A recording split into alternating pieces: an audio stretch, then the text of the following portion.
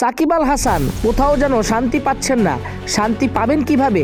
তার bowling action পরীক্ষায় যে তিনি দ্বিতীয়বার ফেল করেছেন। চেন্নাইয়ের শ্রী রামচন্দ্র বিশ্ববিদ্যালয়ে পরীক্ষা দিয়েছিলেন সাকিব, কিন্তু জানা গেছে সেই পরীক্ষায় উত্তীর্ণ হতে পারেননি। আইসিসি অনুমোদিত ল্যাবে পরপর দুইবার যদি বোলিং পরীক্ষায় অনুত্তীর্ণ হন কোনো পরীক্ষার্থী, তাহলে 1 বছরের জন্য তার বোলিং করার বারণ আছে নিয়মে।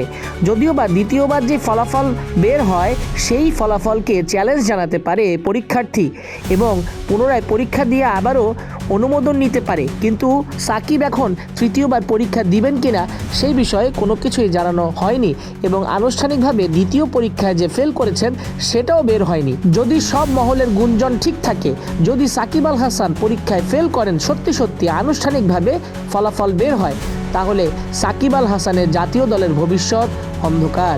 চ্যাম্পিয়ন্স ট্রফিতে শুধু ব্যাটার সাকিবকে নিতে চায় না নির্বাচকরা, যদিও বা সাকিব পিএসএল, শ্রীলঙ্কা টি10 লিগ এসব জায়গায় ব্যাটার হিসেবেই খেলেছেন।